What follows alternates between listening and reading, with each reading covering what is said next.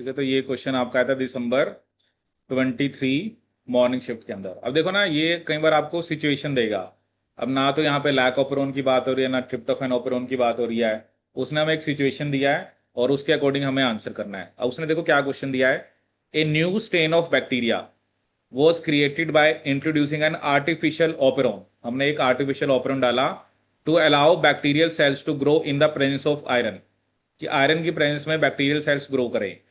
The Fe2 positive या जो iron वाला ऑपरन है, it consisted of genes that made the cells capable of tolerating increase iron, कि वो इंक्रीज आयरन को भी टॉलरेट कर पाए। ठीक है, तो ऑपरॉन के अंदर वो जीन्स हैं ताकि वो इंक्रीज आयरन में भी, ये या तो ये होता है कि ना आयरन अगर ज्यादा है तो वो बैक्टीरिया के लिए लीथल है, क्या बताए, इंक्रीज आयरन से बैक्टीरिया की डेथ होती है। बट वो क्या कि जो ऑपरॉन हमने डाला है वो इंक्रीज आयरन को टॉलरेट कर पाएगा। For efficient functioning of this operon the following desirable features were considered. ठीक है, तो यहां पर हमें कुछ फीचर दे रखे हैं। Which one of the following can be use to develop this operon. पहला वो क्या करें, एक रिप्रेसर प्रोटीन है जो एक्टिव है वैन बाउंड टू आयरन। अब देखो क्या ना, नॉर्मली जैसे हमने यहाँ पर एक ऑपरेटर साइट वैसे ही बना दी। एक ऑपरेटर साइट है और आगे जीन्स है। आगे वो जीन्स हैं जो इंक्रीज्ड आयरन को टॉलरेट करने में हेल्प करते हैं। अगर मेरा रिप्रेसर प्रोटीन एक्टिव है, जैसे अब आयरन तो सेल के अंदर मान लो ज्यादा है, आयरन की कंसंट्रेशन ज्यादा है।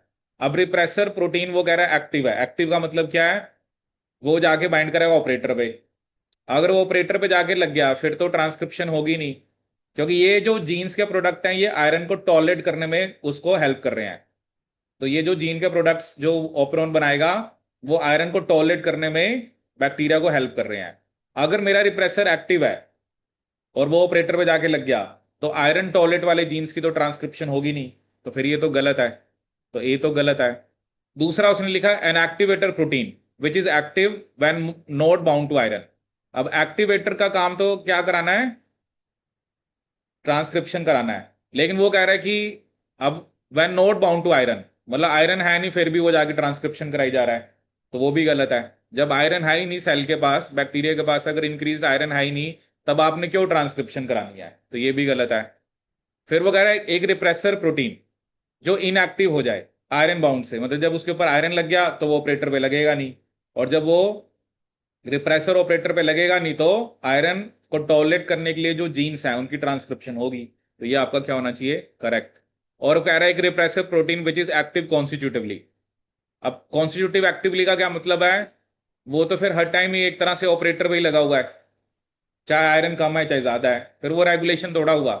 तो ये भी आपका गलत है। तो इसका क्या आंसर बनेगा आपका सी, कि repressor protein normally normally repressor protein कहां पे लगा, ऑपरेटर पे। जैसे देखो ना, इसको तो आप उससे कंपेयर कर सकते हो जो हमारा लैक ऑपेरोन है। जब बैक्टीरिया के पास लैक्टोज नहीं है तब तक रिप्रेसर आपका ऑपरेटर पे लगा हुआ है, लेकिन जब एलोलैक्टोज लग जाती है तो रिप्रेसर इनएक्टिव हो जाता है। सेम वे, अगर बैक्टीरिया के पास आयरन नहीं है या उसके पास कम है तो उसको जो ऑपेरोन की जीन्स हैं उनको ट्रांसक्राइब कराने की जरूरत नहीं है। लेकिन जब आयरन ज्यादा आ गया, जैसे बैक्टीरिया के अंदर आयरन ज्यादा चला गया, तब उसको आयरन को टॉलरेट करने के लिए जो जीन्स के प्रोडक्ट हैं वो बनाने पड़ेंगे। बस वो उस केस में क्या होना चाहिए, आपका जो रिप्रेसर है वो ऑपरेटर पे नहीं लगना चाहिए। और रिप्रेसर ऑपरेटर पे कब नहीं लगेगा, जब आयरन उसके साथ लगाओ। ठीक है, जब आयरन उसके साथ लगा होगा तो रिप्रेसर आपका ऑपरेटर पे बाइंड नहीं करेगा, और इन दैट केस ट्रांसक्रिप्शन होगी जीन्स की जो उसको आयरन आयरन टॉलरेट करने में हेल्प करेंगी। तो इसका क्या आंसर होगा आपका सी।